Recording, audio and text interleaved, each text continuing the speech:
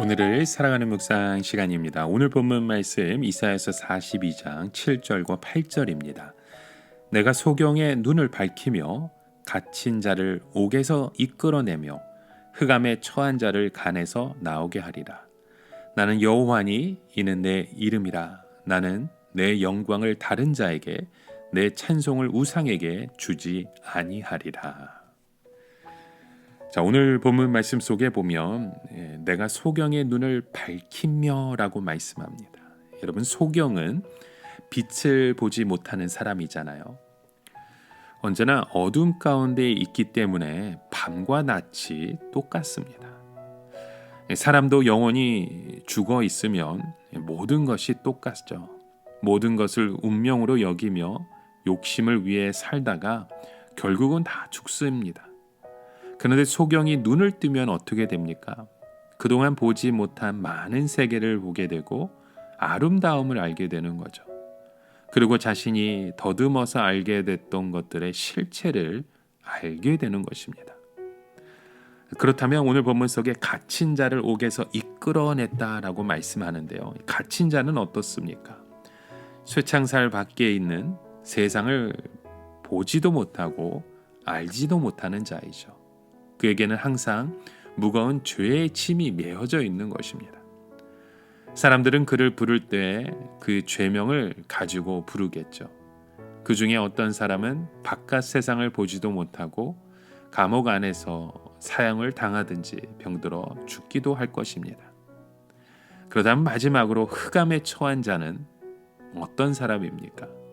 죄에 사로잡혀 하나님의 영광을 알지 못하는 사람을 말하죠. 사랑의 위대함을 알지 못하는 것입니다. 하나님께 예배를 드리는 영광을 알지 못하는 것.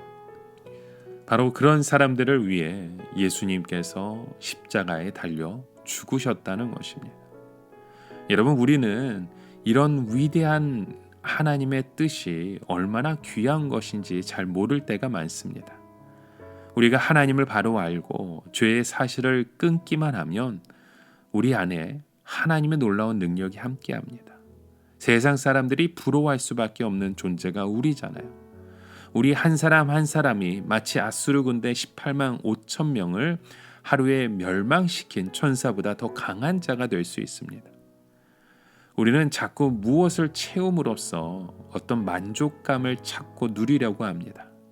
그러나 성령께서 우리 마음속에 충만하게 임하시면 우리의 존재 자체가 축복이고 이 세상의 다른 어떤 것보다도 귀한 복덩이로 변하게 되는 것입니다.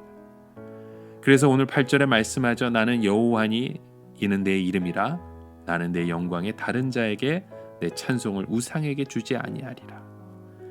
여러분, 하나님께서는요, 이런 우리의 모든 구원을 계획하시고 이루시는 분이십니다. 그래서 모든 영광은 100% 하나님께 돌아가야 하는 것이죠. 하나님은 그 영광을 사람이나 우상에게 결코 뺏기시지 않으십니다. 우리는 오직 하나님께만 영광을 돌려야 합니다. 그리고 구원을 얻은 후에는 사람을 보지 말아야 합니다. 사람들이 하는 소리를 듣지 말아야 합니다. 사람은 아무것도 아닙니다. 십자가에 못 박히신 예수 그리스도 외에는 아무도 우리에게 이래라 저래라 할 자격이 없습니다. 그래서 하나님께서 유다에게 말씀하시는 것이 무엇입니까? 보라, 전에 예전의 일을 이미 이루었느니라. 9절의 말씀을 말하고 있어요. 이제 내가 새로운 일을 고하노라. 그 일이 시작되기 전에 너희에게 이르겠다라고 말씀합니다. 예루살렘은 무너지고 있었지만 하나님의 구원의 계획은 새로 시작되고 있었던 것입니다. 이것은 옛 언약을 깨트리고 새로운 언약을 세우기 위함이었죠. 예루살렘이 지금은 망하는 것 같지만 마치 병아리가 껍질을 깨고 세상에 나오는 것과 마찬가지인 것입니다. 지금까지 복음은 유다인의 껍질 안에 갇혀 있었습니다. 그러나 이제 유다의 그 껍질이 깨어지고 새로운 구원의 시대가 열린 것입니다. 예수님은 낡은 부대에 새 술을 넣을 수 없으니 새 술은 새 부대에 넣어야 한다고 말씀하셨잖아요. 우리도 자신의 그런 단단한 껍질을 깨야 하나님의 복음을 담을 수 있습니다. 그렇지 않으면 부대도 버리고 술도 버리게 되는 인생이 되는 겁니다. 그러기 위해서는 자꾸만 우리의 껍질을 깨어내셔야만 합니다. 아무리 주저앉고 싶고 눕고 싶고 비틀거리면서라도 우리가 해야 될 것은 깨는 것입니다. 일어나는 것입니다. 선포하는 것입니다.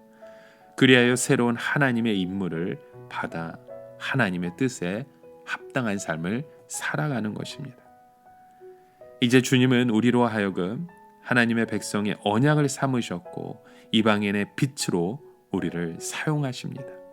그러므로 우리는 다른 사람에게 신실하게 복음을 증거해야 하고 복음의 빛이 온 세상에 퍼질 수 있도록 나아가야 합니다.